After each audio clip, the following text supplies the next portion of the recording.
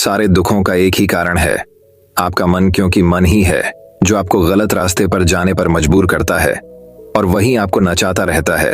लेकिन इस मन को आप 2 तारीखों से नियंत्रित करने का प्रयास कर सकते हैं। वह तरीका प्राचीन तरीका है। आज के इस वीडियो में हम उन्हीं तरीकों को कहानी के माध्यम से जानेंगे।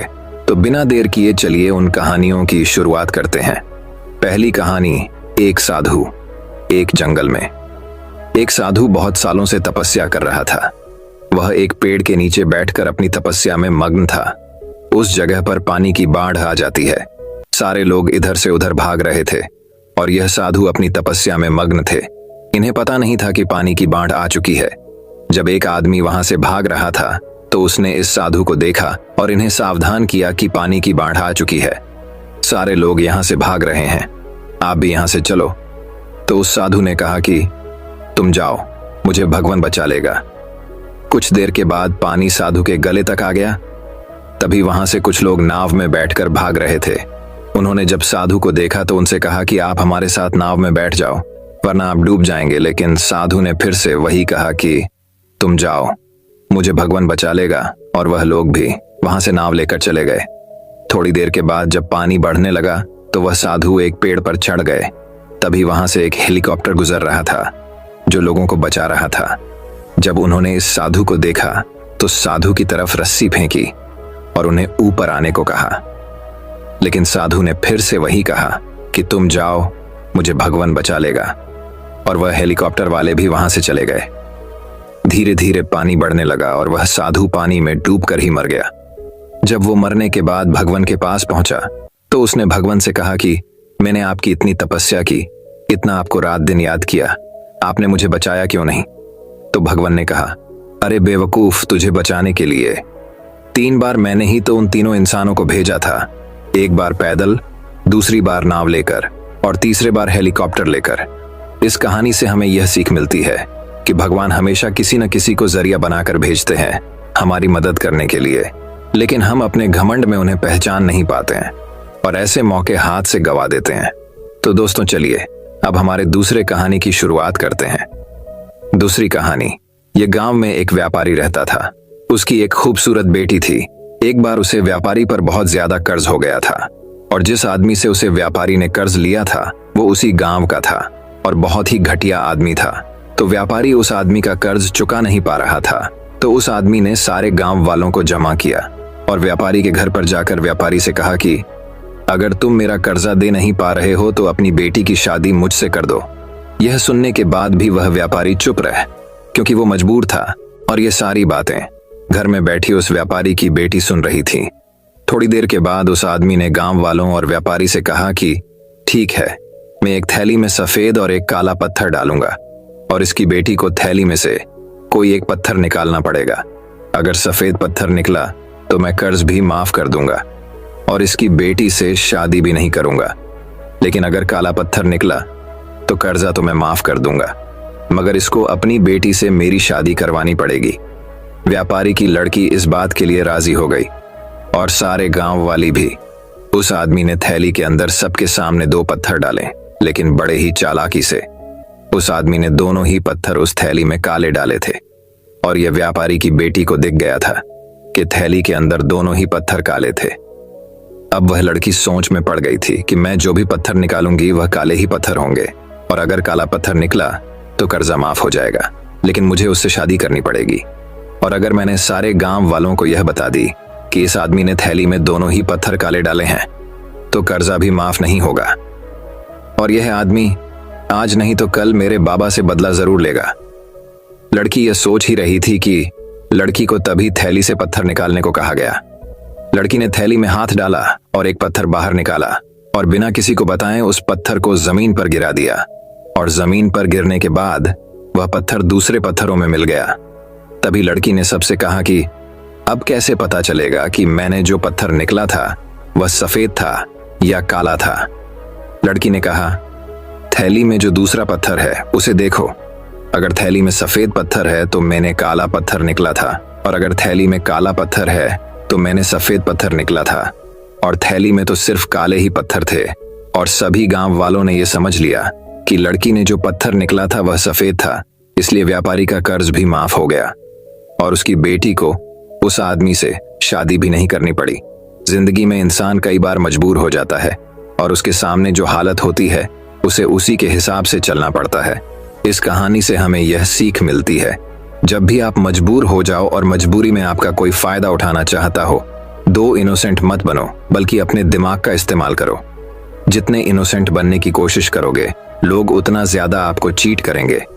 अब इसका मतलब ये नहीं कि आप लोगों को गालियां देना ही शुरू कर दो, बल्कि इसका मतलब ये है कि आप समंदर की तरह बनो। मतलब ये है कि आप समंदर की तरह खामोश रहो, लेकिन उसकी गहराई की तरह अपने दिमाग में नॉलेज रखो। तो दोस्तों, चलिए अब हमारे तीसरी कहानी की शुरुआत करते हैं। तीसरी कहानी, जिंदगी की परेशानियां। एक वक्त की बात है, एक गांव में एक 10-12 साल का लड़का अपने माता पिता के साथ रहता था। कई सालों के बाद वह लड़का अपने दादाजी के गांव जाता है। वहां जाकर वह हर समय अपने दादाजी के साथ खेलता है। खेलते खेलते एक दिन उसने अपने दादाजी से कहा कि दादाजी, जब मैं बड़ा हो जाऊंगा तो मैं बहुत ज्यादा सक्सेसफुल बनकर दिखाऊंगा। क्या आप मुझे कामयाब बनने के लिए कुछ तरीके बता सकते हैं? हेलो। उसके दादाजी मुस्कुराते हुए उसकी तरफ देखते हैं और उसे कहते हैं हाँ, और वह उसे एक पौधों की दुकान पर ले जाते हैं। यहाँ पर छोटे छोटे पौधे मिलते थे। वहां से उसके दादाजी 2 छोटे पौधे खरीदने हैं और वापस घर आ जाते हैं। घर आने के बाद वह उनमें से एक पौधे को बड़े से गमले में लगा देते हैं और उस गमले को घर के अंदर रख देते हैं और दूसरे पौधे को वह घर के बाहर लगा देते हैं। फिर वह अपने पोते से पूछते हैं कि तुम्हें क्या लगता है, कौन सा पौधा फ्यूचर में अच्छे से बड़ा हो पाएगा? बच्चों ने थोड़ा सा सोचा और अपने दादाजी से कहा कि हमने घर के अंदर जो पौधा लगाया है वह अच्छे से बड़ा हो पाएगा, क्योंकि वह घर के अंदर हर प्रॉब्लम से बचा रहेगा, और जो पौधा हमने बाहर लगाया है उसे बहुत सी चीजों का खतरा है, जैसे कि सूरज की तेज करने, आंधी, तूफान, तेज बारिश और जानवरों से भी उस पौधे को खतरा है। उसके दादाजी ने मुस्कुराया और उससे कहा कि फ्यूचर में देखते हैं इन दोनों पौधों के साथ क्या होता है। फिर बाद वह लड़का फिर से अपने दादाजी के घर जाता है। 4 दादाजी को देखने के बाद वह फिर से उनसे पूछता है कि दादाजी, लास्ट टाइम मैंने पूछा था कि जिंदगी में सक्सेसफुल कैसे होते हैं, लेकिन आपने मुझे कुछ नहीं बताया था, लेकिन अब आपको मुझे बताना ही पड़ेगा। उसके दादाजी ने मुस्कुराते हुए उससे कहा जरूर, लेकिन सबसे पहले हम उन 2 पौधों को देखते हैं जो हमने कुछ साल पहले लगाया था। यह कहकर दादाजी उसे उसी जगह पर ले गए जहां उन्होंने घर के अंदर पौधा रखा था। उन्होंने देखा कि वह पौधा एक बड़ा पौधा बन चुका था। फिर वह उस जगह पर गए जहां उन्होंने दूसरे पौधे को बाहर लगाया था। उन्होंने देखा कि वह छोटा सा पौधा अभी बहुत बड़ा और विशाल पेड़ बन चुका था, और उसकी जो टीनियां थी वह बहुत ही मजबूत और लंबी थी, और उसका साया पूरे मैदान पर पड़ रहा था। अब उस लड़के के दादाजी ने उसकी तरफ देखा और उससे कहा कि अब बताओ, कौन सा पौधा ज्यादा बड़ा और मजबूत चुका है, कौन सा पौधा ज्यादा सक्सेसफुल हुआ है? लड़के ने कहा वह पौधा जो हमने घर से बाहर लगाया था। लेकिन दादाजी, ये कैसे पॉसिबल है? इस पौधे ने कई डेंजर सिचुएशन सही होगी, इस पर कई प्रॉब्लम्स आई होंगी, लेकिन फिर भी यह पौधा इतना बड़ा पेड़ कैसे बन गया?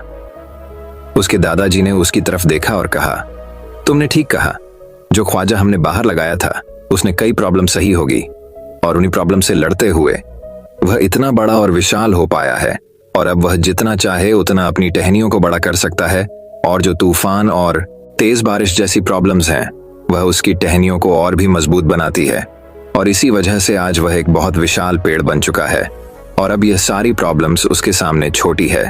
फिर उसके दादाजी ने उसकी तरफ देखा और उससे कहा कि बेटा, एक चीज हमेशा याद रखना, जब तक तुम अपनी लाइफ में स्ट्रगल नहीं करोगे, जब तक तुम डिफिकल्टीज से नहीं गुजारोगे, तब तक तुम अपनी लाइफ में सक्सेस को हासिल नहीं कर सकते हो।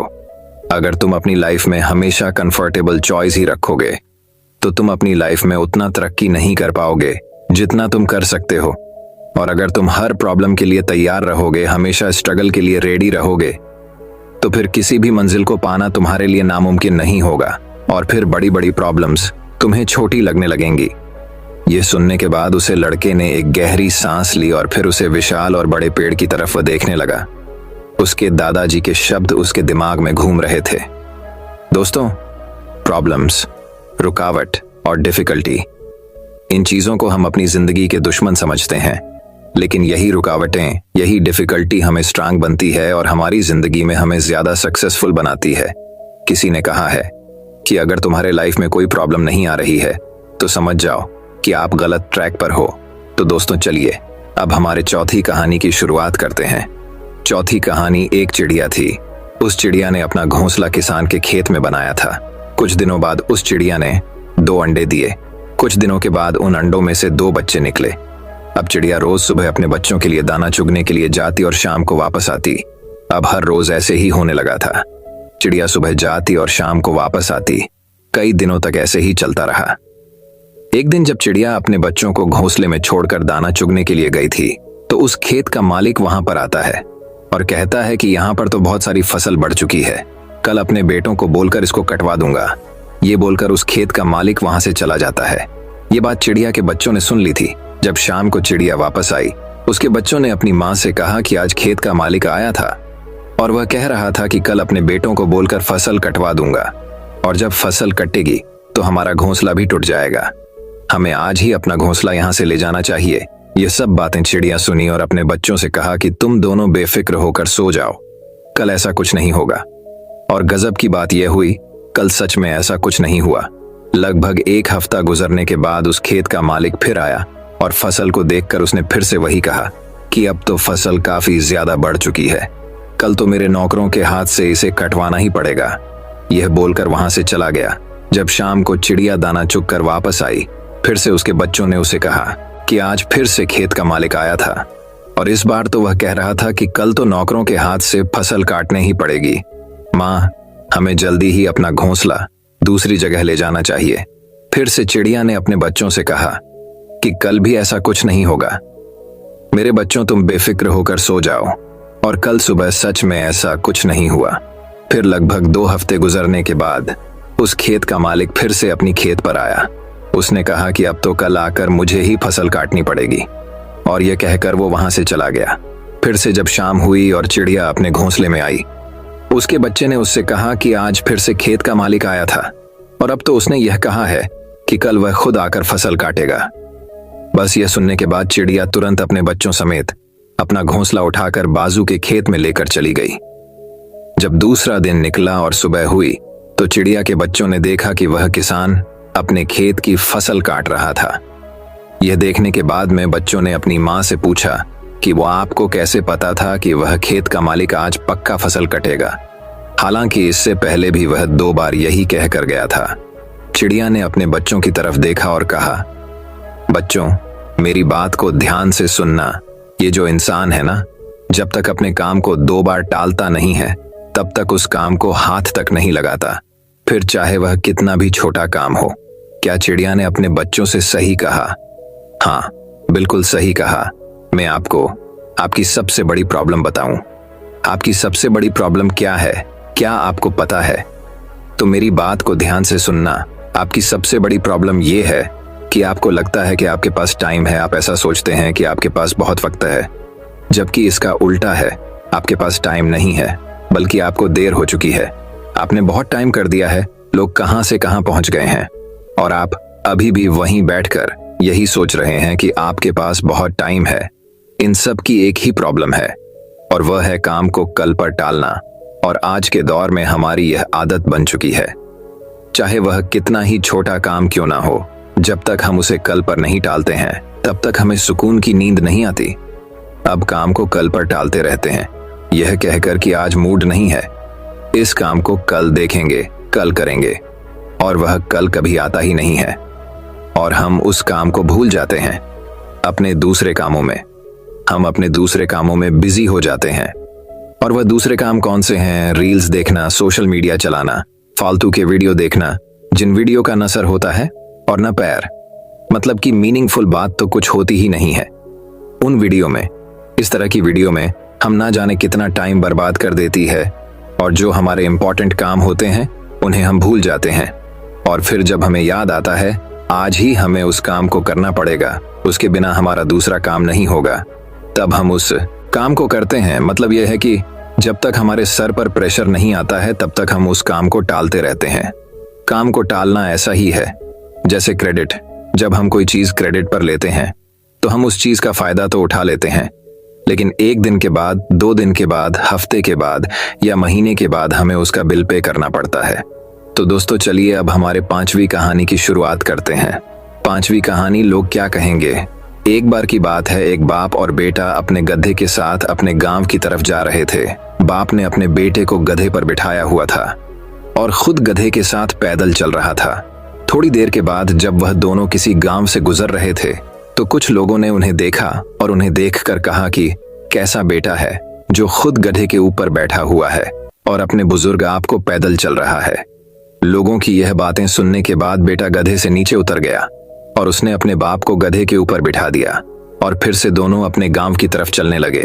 थोड़ी देर के बाद फिर से जब वह दूसरे गांव से गुजर रहे थे तो उसे गांव के लोगों ने भी उन्हें देखा और कहा कि कैसा बाप है जो खुद गधे के ऊपर बैठा हुआ है और अपने मासूम से बेटे को पैदल चल रहा है। लोगों की यह बात सुनने के बाद आप भी गधे से नीचे उतर गया और अब गधे पर ना ही बाप बैठा हुआ था और ना ही बेटा, और वह दोनों बाप बेटे पैदल चल रहे थे। अब वह दोनों भी चलते चलते जंगल के रास्ते में पहुंच जाते हैं। उसी रास्ते से कुछ और भी लोग गुजर रहे थे। जब उन लोगों ने इन दोनों बाप बेटे को देखा और उन लोगों ने देखा कि उनके पास एक गड्ढा भी है और फिर भी यह दोनों पैदल चल रहे हैं, तो उन लोगों ने इन्हें देखकर कहा कि कैसे बेवकूफ लोग हैं कि इनके पास गधा होने के बाद भी ये दोनों पैदल चल रहे हैं। अब लोगों की यह बात सुनने के बाद वह दोनों भी आप और बेटे उसे गधे के ऊपर बैठ गए और अपने गांव की तरफ चलने लगे। लेकिन फिर से थोड़ी दूर जाने के बाद लोगों ने जब इन दोनों बाप बेटे को गधे के ऊपर एक साथ बैठा हुआ देखा तो कहने लगे कि कैसे इंसान है जो दोनों ही एक साथ उस बेचारे कमजोर गधे के ऊपर बैठे हुए हैं और उसे गधे की जान निकल रहे हैं। इन दोनों के अंदर जरा भी दया नहीं है। अब यह सुनने के बाद दोनों बाप बेटों का दिमाग खराब हो गया और वह समझ गए कि अगर हम इन लोगों की बातें सुनते रहेंगे तो हम कभी भी अपनी मंजिल पर नहीं पहुंच पाएंगे। दोस्तों, हमें इस कहानी से ये सीख मिलती है कि लोगों की बातों पर ध्यान मत दो। जितने लोग हैं उतनी बातें होती रहेगी और हम इस दुनिया में सभी को खुश नहीं कर सकते हैं। इसीलिए जो आपको सही लग रहा है, जिसमें आपका फायदा है, उस बात का अपने दिमाग के आधार पर सही डिसीजन लो। लोग आज कुछ कहते हैं तो कल कुछ और। इसीलिए हमें लोगों पर नहीं बल्कि अपने काम पर ध्यान देना है, अपनी मंजिल पर ध्यान देना है और आगे बढ़ते रहना है। अगर हम इसी तरह लोगों की बातें सुनते रहे तो हम कभी भी आगे नहीं बढ़ पाएंगे और उनकी बातों में उलझ कर रह जाएंगे। तो दोस्तों चलिए अब हमारे छठी कहानी की शुरुआत करते हैं। छठी कहानी, राजा और पत्थर। एक बार एक राजा ने अपने राज्य के एक रास्ते में बड़ा सा पत्थर रखवा दिया और खुद जाकर एक बड़े से पेड़ के पीछे खड़ा हो गया और छुपकर उस रास्ते पर नजर रखने लगा, यह देखने के लिए कि कौन उस बड़े से पत्थर को रास्ते से हटता है। थोड़ी देर के बाद उस रास्ते पर कुछ लोग आते हैं और उन लोगों को जब रास्ते पर एक बड़ा सा पत्थर दिखता है तो वह लोग रास्ता बदल देते हैं और दूसरी रास्ते से चले जाते हैं। फिर थोड़ी देर के बाद उसे रास्ते पर राजा की राजमहल की जो काम करने वाले थे वह आते हैं और वह भी जब इस बड़े से पत्थर को देखते हैं तो बिना उस पत्थर को रास्ते से हटाए वो सब वहां से पलटकर चले जाते हैं और उल्टा राजा को ही बुरा भला कहना शुरू कर दिया और बोले कि राजा अपने राज्य का काम ठीक से नहीं कर रहा है, इतने बड़े बड़े पत्थर रास्ते पर पड़े हुए हैं, राजा को इसको हटाना चाहिए। लेकिन राजा का इसके तरफ ध्यान ही कहाँ है। यह कहकर वह वहां से चले जाते हैं। फिर थोड़ी देर बाद उसे रास्ते पर एक सब्जी वाला आता है जिसके कंधे पर सब्जियां थी और जब वह बड़े से पत्थर को देखा है तो वह अपने कंधे से सब्जियों का टोकरी रखकर उसे पत्थर को हटाने की कोशिश करता है और बहुत मेहनत के बाद वह सब्जी वाला उस बड़े से पत्थर को रास्ते से हटा देता है। जैसे ही उस पत्थर को रास्ते से हटता है, उस पत्थर के नीचे बहुत सारे सोने के सिक्के और एक चिट्ठी रखी हुई थी जिसमें लिखा था कि इनाम राजा की तरफ से पत्थर हटाने वाले के लिए है। और यह सब होते हुए पेड़ के पीछे से राजा खुद देख रहा था। राजा उस आदमी के पास जाता है और उस आदमी को राजा अपने महल का सबसे खास आदमी बना लेता है। इस कहानी से हमें यह सीख मिलती है कि हमारे रास्ते में आने वाली परेशानियां, रुकावटें और मुश्किलें हमें बेहतर करने और आगे बढ़ने का मौका देती हैं। इसीलिए जिंदगी में जब भी ऐसा मौका मिले तो उस मौके को अपने हाथ से गंवा मत। बहुत से लोग ऐसे वक्त में मुश्किल काम को देखते ही अपना कदम पीछे हटा लेते हैं, लेकिन जब सब पीछे हट जाएं तो आप सामने आ जाओ, क्योंकि जीत उन्हीं को मिलती है जो परेशानियां और रुकावटें में अपॉर्चुनिटी ढूंढते हैं, और जब मौका मिलता है तो वही माँ का आपका फ्यूचर को बेहतर बनाती है। तो दोस्तों चलिए अब हमारे 7वीं कहानी की शुरुआत करते हैं। 7वीं कहानी एक आलसी एक समय की बात है। एक गांव में एक आदमी रहता था। वह आदमी बहुत ही ज्यादा आलसी था। वह कोई काम नहीं करता था। वह एकदम निठल्ला और नाकारा था। पास वो हमेशा ऐसे मौके के खोज में रहता कि कहीं से उसको खाना मिल जाए। तो एक दिन जब वो आदमी खाने के लिए भटक रहा था, तभी उसे एक फ्रूट का बगीचा दिखता है। वह उस बगीचे से फ्रूटस चुराने के बारे में सोचता है। तभी वो बगीचे के अंदर चला जाता है और एक पेड़ पर चढ़ जाता है। लेकिन तभी अचानक वहां पर उस बगीचे का मालिक आ जाता है और वह इस आदमी को पेड़ पर चढ़ता हुआ देख लेता है। वह उस आदमी को चिल्लाते हुए नीचे आने को कहता है, लेकिन यह आलसी आदमी बगीचे के मालिक को देखकर डर जाता है और नीचे आने से मना कर देता है। तभी उस बगीचे का मालिक अंदर जाकर बड़ा सा डंडा लेकर आता है। यह देखकर वह आलसी आदमी तुरंत पेड़ से नीचे उतरता है और मालिक के उस तक पहुंचने से पहले ही वह जंगल की तरफ दौड़ने लगता है और जंगल में जाकर छुप जाता है। कुछ समय बीतने के बाद वह आलसी आदमी वहां से निकलता है और जंगल के रास्ते से जब वह गांव की तरफ जा रहा था, तभी उसे एक लोमड़ी दिखती है जिसके सिर्फ 2 ही पैर थे और उसके 2 पैर टूटे हुए थे और वह जंगल में रेंगती हुई चल रही थी। यह देखने के बाद वह आलसी आदमी सोचता है कि यह लोमड़ी अब तक इस घने जंगल में जिंदा कैसे हैं। यह लोमड़ी भाग नहीं सकती, चल नहीं सकती, तो कैसे ही अपने लिए खाने का इंतजाम करती होगी। और कैसी है लोमड़ी अपने आप को इस घने जंगल में दूसरे जानवरों से बचाती होगी। वह आलसी आदमी अभी यह सोच ही रहा था कि तभी अचानक से वहां पर शेर आ जाता है जिसके मुंह में मांस का एक टुकड़ा था और वह शेर उस अपाहिज लोमड़ी की तरफ बढ़ रहा था। शेर को देखकर दूसरे सारे जानवर वहां से भाग जाते हैं और अब वहां पर सिर्फ वह अपाहिज लोमड़ी रह जाती है और वह आलसी आदमी भी अपनी जान बचाने के लिए एक पेड़ पर चढ़ जाता है। और फिर जो होता है उसे देखकर वह आलसी आदमी हैरान हो जाता है।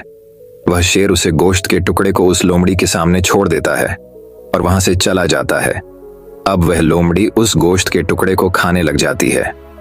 आलसी आदमी यह देखकर हैरान हो जाता है और ऊपर वाले का प्लान देखकर वह मन ही मन खुश भी हो जाता है। और तभी वह सोचता है कि ईश्वर के पास सबके लिए कोई ना कोई प्लान होता ही है और अगर ईश्वर के पास इस लोमड़ी के लिए प्लान है तो जरूर मेरे लिए भी उसके पास कोई ना कोई प्लान जरूर होगा। और तभी वह आलसी आदमी रोड के साइड में एक बड़ा सा पेड़ देखकर उसके नीचे बैठ जाता है, यह सोचकर कि मेरे लिए भी कोई ना कोई खाना लेकर जरूर आएगा। वह आदमी 2 दिन तक उस जगह पर बैठकर इंतजार करता है, लेकिन कोई भी उसके लिए खाना लेकर नहीं आता। आखिरकार जब उसे भूख बर्दाश्त नहीं होती है तो खुद ही खाने की तलाश में निकल पड़ता है। वह रास्ते से जा ही रहा था कि तभी उसे रास्ते में एक बुजुर्ग आदमी मिलते हैं। वह आलसी आदमी उन बुजुर्ग से कहता है कि मुझे भूख लगी है, आपके पास कुछ खाने के लिए है तो मुझे दे दो। तभी वह बुजुर्ग आदमी उसको कुछ खाने और पीने को दे देते हैं। खाना खाने के बाद वह आलसी आदमी उन बुजुर्ग से कहता है कि मैं 2 दिन पहले जो देखा आप उस पर विश्वास नहीं करेंगे। मैं जंगल में एक अपाहिज लोमड़ी को देखा जिसे खुद शेर गोश्त लाकर दे रहा था खाने के लिए। मैंने सोचा कि ईश्वर के पास मेरे लिए भी कोई ना कोई प्लान जरूर होगा, लेकिन ईश्वर ने उस लोमड़ी पर अपनी दया दिखाई और मुझ पर नहीं। मेरे लिए कोई भी खाना लेकर नहीं आया और आखिरकार मुझे ही खुद खाने की तलाश में निकलना पड़ा। उस आलसी आदमी ने उन बुजुर्ग आदमी से पूछा कि मेरे साथ ही ईश्वर ने ऐसा क्यों किया। तभी उन बुजुर्ग आदमी ने मुस्कुराते हुए कहा, यह सच है कि ईश्वर के पास सभी के लिए कोई ना कोई प्लान तो जरूर होता है और तुम्हारे लिए भी है, लेकिन तुमने उसे गलत तरीके से समझ लिया। वह तुम्हें लोमड़ी नहीं बल्कि वह तुम्हें उस शेर की तरह बनाना चाहता था। दोस्तों, इस कहानी से हमें यह सीख मिलती है कि अगर हम हमारी लाइफ को ध्यान से देखें तो हमें यह पता चलेगा कि जिंदगी सबक से भरी पड़ी है और हर एक मोमेंट का एक डीप मीनिंग होता है। उस आलसी आदमी ने लोमड़ी को मदद लेते हुए देखा और सोचा कि लोमड़ी सिर्फ बैठी हुई है और वह सिर्फ इंतजार कर रही है कि कब उसके साथ अच्छी चीज होगी। लेकिन वह आदमी यह भूल गया था कि वह लोमड़ी मजबूर थी, लेकिन हम उस लोमड़ी की तरह मजबूर और लाचार नहीं है। ऊपर वाले ने हमें एबिलिटी दी है अपना काम करने की, बिल्कुल उस शेर की तरह। हमारे पास भी खुद की स्ट्रेंथ और कैपेबिलिटी है हमारी सिचुएशन को बदलने की, लेकिन उसके लिए आपको एफर्ट्स लेने पड़ेंगे, एक्टिव बनना पड़ेगा, तभी आप उस शेर की तरह बन पाएंगे। तो दोस्तों चलिए अब हमारे 8वीं कहानी की शुरुआत करते हैं। 8वीं कहानी एक जाल। दोस्तों, बचपन से लेकर अभी तक हमें कुछ ऐसी बातें सिखा दी गई हैं, बल्कि हमारे दिमाग में बिठा दी गई है, फिट कर दी गई है, जिसका कि कोई मतलब ही नहीं है। और यह बातें हमें हमारी स्कूल में, हमारे घर पर, बल्कि हर जगह सुनाई देती है। वह कौन सी बातें हैं, कौन सी ऐसी बात की मैं बात कर रहा हूँ, वह आपको इस कहानी में सब कुछ समझ में आ जाएगा। एक बार एक पिंजरे में कुछ बंदरों को डाल दिया जाता है और उस पिंजरे में एक सीढ़ी लगा दी जाती है। उसके ऊपर कुछ केले लटका दिए गए। जैसे ही उस पिंजरे में कुछ बंदरों को डालते हैं, उनमें से एक बंदर सीढ़ी चढ़ के केले खाने की कोशिश करता है, लेकिन जैसे ही वह सीढ़ी पर कदम रखता है तो उन सब बंदरों के आंख में ठंडा पानी डाल दिया जाता है। इसकी वजह से वो फिर नीचे उतर आता है। फिर उसके बाद एक दूसरा बंदर कोशिश करता है। वह जैसे ही सीढ़ी पर कदम रखता है तो उन तमाम बंदरों पर ठंडा पानी डाल दिया जाता है। अब वह बंदर भी नीचे आ जाता है। सारे बंदरों को अब यह बात समझ में आ जाती है कि सीढ़ी पर चढ़ते ही हमारे ऊपर ठंडा पानी डाला जाता है। फिर कुछ समय बाद उस पिंजरे में से एक पुराने वाले बंदर को निकालकर और एक नए वाले बंदर को डाल दिया जाता है। नया वाला बंदर जैसे ही पिंजरे में जाता है तो उस केले देखता है, और वह बंदर केले खाने के लिए सीढ़ी पर जैसे ही कदम रखता है कि सारे बंदर मिलकर उसकी पिटाई कर देते हैं। बंदर को यह बात समझ में नहीं आती है कि मेरी पिटाई क्यों हुई, इसके पीछे क्या वजह है। बंदर को कुछ समझ में नहीं आता है। फिर थोड़ी देर के बाद उस पिंजरे में से एक पुराने वाले बंदर को निकाल दिया जाता है और फिर एक नए वाले बंदर को डाल दिया जाता है। और उस बंदर को भी जैसे ही पिंजरे में डालते ही उसे केले दिखते हैं, और वो जैसे ही उसको खाने के लिए सीढ़ी में चढ़ने की कोशिश करता है तो सारे बंदर मिलकर उसकी धुलाई कर देते हैं। और धुलाई करने वाले बंदरों में से वह बंदर भी शामिल होता है जो पिछली बार पीटा गया था। इसको भी पता ही नहीं था कि मेरी पिटाई क्यों की गई है, और इस बार उसने भी सारे बंदरों के साथ मिलकर उस नए वाले बंदर की पिटाई कर दी। तो फिर धीरे धीरे करके उस पिंजरे में से सारे पुराने वाले बंदरों को निकाल दिया जाता है और उसमें सारे नए बंदरों को डाल दिया जाता है। अब उस पिंजरे में सारे नए बंदर थे, और उस पिंजरे पर जो बाल्टी रखी हुई थी ठंडे पानी की, वह भी हटा दी जाती है। पर अब जब भी कोई नया बंदर को उस पिंजरे में डाल रहे थे, अब वह नया बंदर जैसे ही केले खाने के लिए सीढ़ी में अपनी पैर को रखता है, वैसे ही सारे बंदर मिलकर उसे नए बंदर की धुलाई कर देते हैं। और उस पिंजरे में किसी को पता ही नहीं था कि हम एक दूसरे को क्यों मार रहे हैं। और इसी तरह हम इंसान भी एक दूसरों के सपनों की धुलाई करते आ रहे हैं। जब भी कोई इंसान सपना देखता है कुछ बड़ा करने का, हम उसको कुछ ऐसी बातें बता देते हैं जिसकी वजह से वह डिमोटिवेट हो जाता है, और हमें भी ये पता नहीं होता है कि हम उसकी सपनों की धुलाई क्यों कर रही है और हम उसको ऐसी बातें क्यों बता रहे हैं, क्योंकि हम लोगों ने अपने बाप दादा से यही सब कुछ सुना है ना, इसीलिए हम उसके साथ भी ऐसी ही बातें कर रहे हैं। और सबसे बड़ा डायलॉग जो होता है कि समय से पहले और किस्मत से ज्यादा, आज तक किसी को भी नहीं मिला। तू चाहे कुछ भी कर, कितने भी बड़े सपने देख, अच्छे अच्छे को हमने फेल होते हुए देखा है। कुछ इस तरह के डायलॉग हम बोलते हैं। लेकिन मैं आपको बता दूं कि जो ठंडा पानी की बाल्टी जो पिंजरे के ऊपर रखी गई थी, वह अब हटा दी गई है। पहले का टाइम बहुत अलग था और अभी का टाइम बहुत अलग है। और अगर कोई इंसान बिजनेस का सपना देखा है, कोई आइडिया आता है, अगर वो उस बिजनेस का लोगों को बताता है, तो लोग उसे कौन सा डायलॉग मारते हैं कि अभी धंधे पानी नहीं है, अभी के टाइम में काम धंधा नहीं है, तो कुछ भी कर, तेरा बिजनेस ठप हो जाएगा। कुछ इस तरह की बातें हम सामने वाले बंदे से करते हैं। लेकिन जिसमें हिम्मत होती है ना, वह सारे बंदरों से निपट कर उस सीढ़ियों के ऊपर चढ़कर आखिरकार वो केले खा ही लेता है। और इसी तरह जितने भी है डिस्ट्रैक्शन है ना, और लोगों की बातें हैं, जो लोग आपसे इस तरह की बातें करते हैं, उन सबको साइड में करो यार, और अपने काम पर फोकस करो और अपने सपनों की सीढ़ी पर चढ़ते रहो। एक दिन आपको कामयाबी जरूर मिलेगी। पहले का टाइम गया, पहले के टाइम को भूल जाओ, अभी अब के टाइम में जियो यार। ये मत सोचना कि ये दुनिया क्या कहेगी, अगर कर गए तो ये दुनिया तुम्हें देखेगी। तो दोस्तों चलिए अब हमारे 9वीं कहानी की शुरुआत करते हैं। 9वीं कहानी, जिंदगी बदलने वाली कहानी। ये कहानी एक आदमी की जो कि दिन रात मेहनत करता था अपने परिवार वालों को पालने के लिए, अपने परिवार वालों का पेट भरने के लिए, जो कि हर आदमी करता है। लेकिन इसका जो बेटा था वह बिल्कुल ही आलसी और कामचोर था। वह सारा दिन सिर्फ मौज मस्ती करता रहता था और अपने आप की कमाई को खर्च करता रहता था। तो इस बात को लेकर वह आदमी बहुत ज्यादा परेशान रहने लगा था। लेकिन जब उसे लगने लगा कि अब पानी सर को ऊपर से जाने लगा है, तब उसने अपने बेटे को बुलाया और कहा कि अब तुम्हें काम करना पड़ेगा, तुम कुछ भी करो, लेकिन शाम तक अगर पैसे कमा के नहीं लाए तो तुम्हें घर में आने नहीं दिया जाएगा। अब लड़का तो था ही आलसी। वो अपनी माँ के पास गया और सारी बातें बताने लगा। तो उसके माँ ने अपने पास से उसको कुछ पैसा दे दिया और कहने लगी, तुम अपने पापा को शाम में ये कहना कि ये मेरी मेहनत की कमाई है।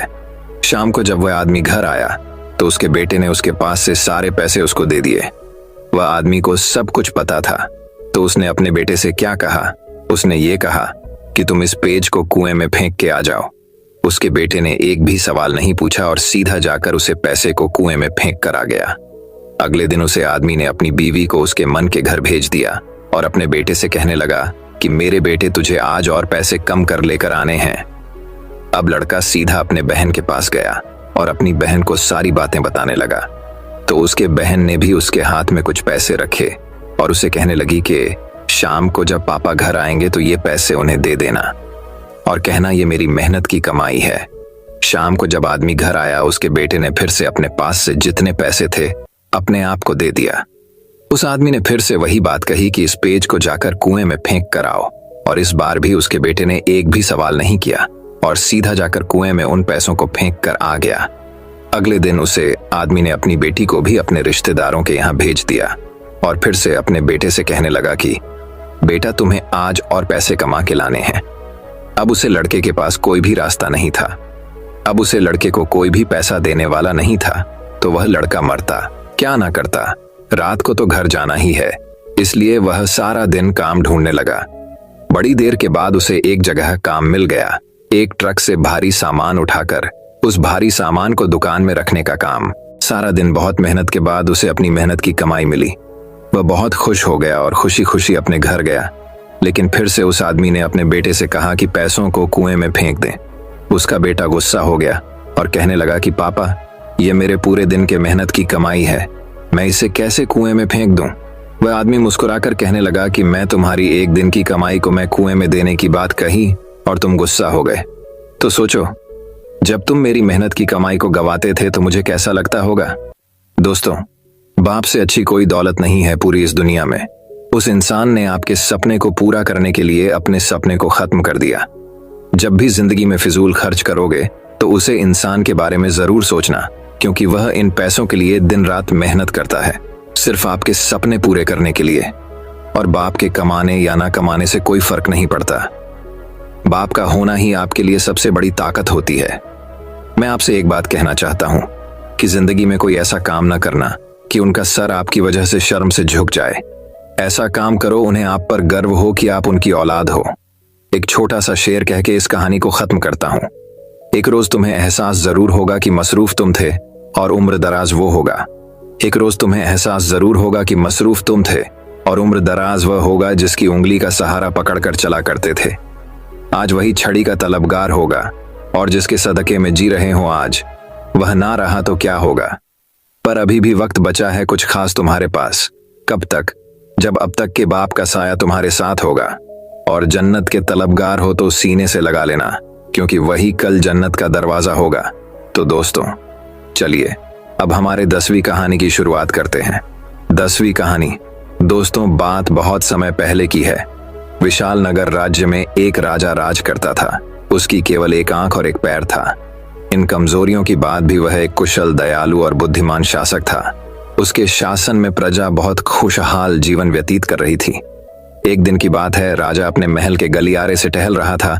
सहसा उसकी दृष्टि गलियारे की दीवार पर लगे चित्रों पर पड़ी। वे चित्र उसके पूर्वज के थे।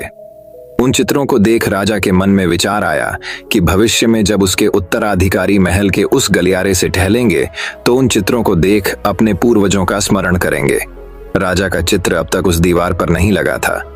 अपनी शारीरिक अक्षमताओं के कारण वह नहीं जानता था कि उसका चित्र कैसा दिखेगा, लेकिन उस दिन उसने सोचा कि उसे भी अपना चित्र उस दीवार पर लगवाना चाहिए। अगले दिन उसने अपने राज्य के श्रेष्ठ चित्रकारों को दरबार में आमंत्रित किया। दरबार में उसने घोषणा की कि वह महल में लगवाने के लिए अपना सुंदर चित्र बनवाना चाहता है। जो उसका सुंदर चित्र बना सकता है वह चित्रकार आगे आए। चित्र जैसा बनेगा वैसा ही उस चित्रकार को इनाम दिया जाएगा। दरबार में उपस्थित चित्रकार अपनी कला में निपुण थे, लेकिन राजा की घोषणा सुनने के बाद वे सोचने लगे कि राजा तो काना और लंगड़ा है, ऐसे में उसका सुंदर चित्र कैसे बन पाएगा। चित्र सुंदर नहीं दिखा तो हो सकता है राजा क्रोधित होकर उन्हें सजा दे दे। यह विचार किसी को आगे आने का साहस न दे सका। सब कोई न कोई बहाना बनाकर वहां से चले गए। वहां मात्र एक युवा चित्रकार खड़ा रहा। राजा ने उससे पूछा, क्या तुम मेरा चित्र बनाने को तैयार हो? युवा चित्रकार ने हामी भर दी। राजा ने उसे अपना चित्र बनाने की आज्ञा दे दी। अगले ही दिन से वह चित्रकार राजा का चित्र बनाने में जुट गया। कुछ दिनों बाद चित्र बनकर तैयार था। जब चित्र के अनावरण का दिन आया तो दरबार में दरबारी सहित वे सभी चित्रकार भी उपस्थित हुए जिन्होंने राजा का चित्र बनाने से इनकार कर दिया था। सभी उत्सुकता से चित्र के अनावरण की प्रतीक्षा कर रहे थे। जब चित्र का अनावरण हुआ तो राजा सहित सबके मुंह खुले के खुले रह गए। चित्र बहुत ही सुंदर बना था। उस चित्र में राजा दोनों तरफ पैर कर घोड़े पर बैठा हुआ था, जिसे एक ओर से चित्रित किया था और उसमें राजा का एक ही पैर नजर आ रहा था।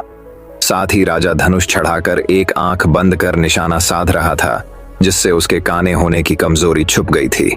यह चित्र देख राजा बहुत प्रसन्न हुआ। चित्रकार ने अपनी बुद्धिमत्ता से उसकी अक्षमताओं को छुपाकर एक बहुत सुंदर चित्र बनाया था। राजा ने उसे पुरस्कृत करने के साथ उसे अपने दरबार का मुख्य चित्रकार बना दिया। दोस्तों, ये कहानी हमें ये शिक्षा प्रदान करती है कि जीवन में आगे बढ़ना है तो हमें सदा सकारात्मक सोच रखना चाहिए। विषम परिस्थितियों में भी सकारात्मक दिशा में सोचने से किसी भी समस्या का समाधान आसानी से हो जाता है। तो दोस्तों, चलिए अब हमारे 11वीं कहानी की शुरुआत करते हैं। 11वीं कहानी वही। अब एक और कहानी कुछ इस प्रकार शुरू होती है।